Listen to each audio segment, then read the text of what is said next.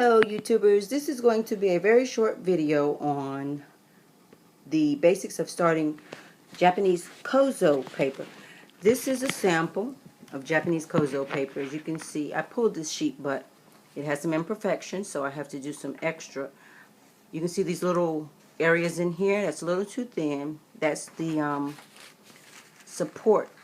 underlying support on the mold that I use.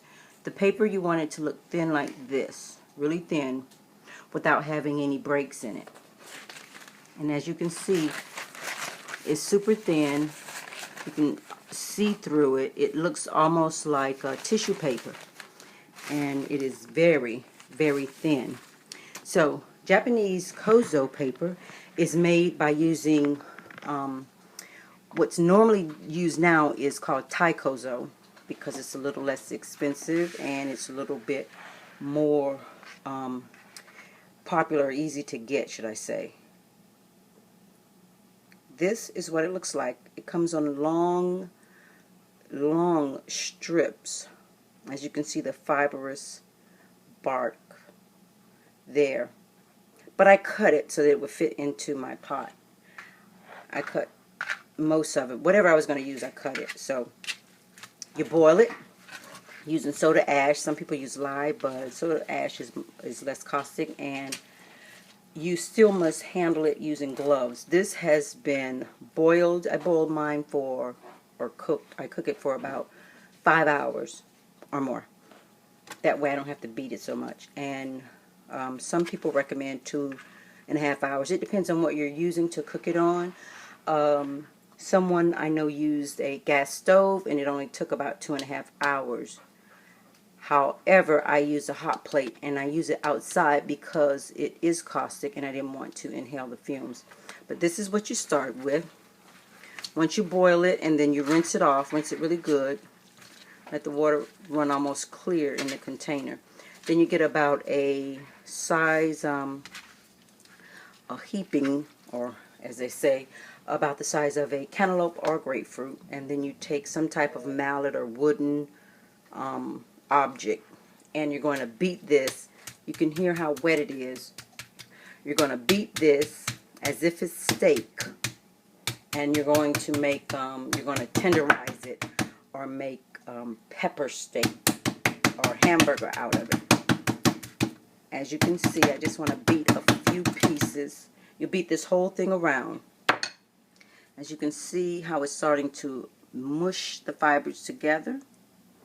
And you'll beat it and fold it inward and beat it and continue folding it inward and beating it.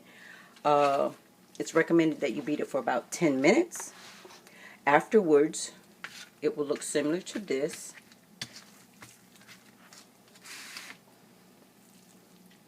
At which time, after the 10 minutes, you add a 1/4 cup of water, beat it 3 minutes more, add another 1/4 cup of water, beat it 3 minutes more. You do that about 5 times. The fibers some are stringier than others, and sometimes I get carried away when I'm beating it, so sometimes some of these will look like they've been beat more than others. Now, the way to test this, once you beat it, the amount of time is to get some water in a container.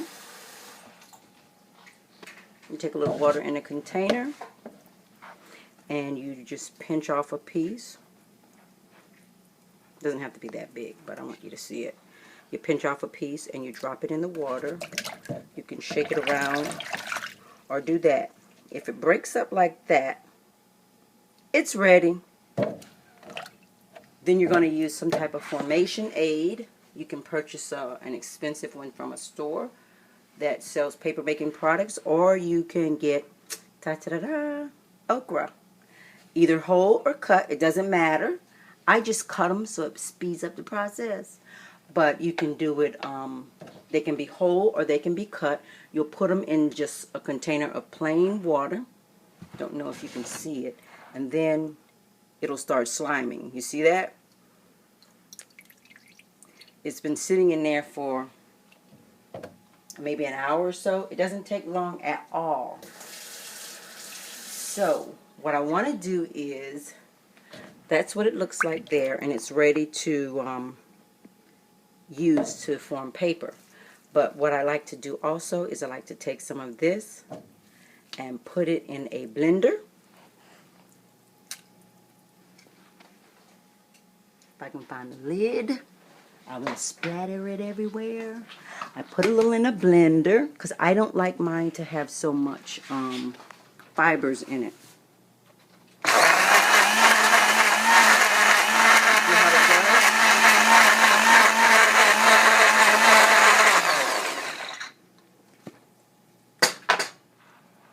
See if we can pull this off. As you can tell, it still has a lot of fibers, but you see it's starting to look kind of mushy like baby food. See that little gelatin-like mush on it, like baby food? Perfect. So you can either have just these long fibrous ones, or you can have that mushy like that. Let's add a little of this. See that mush? Ooh. Let's add a little to here. See the difference? It's how cloudy. I like that cloudy look in there because that cloudy stuff is really all you need to form the paper. You don't need these other long fibers.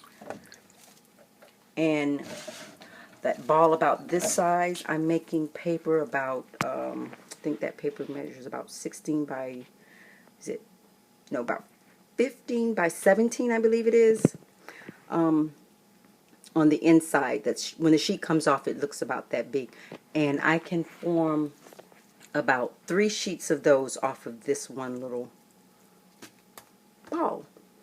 Okay, till next time, thank you for joining me.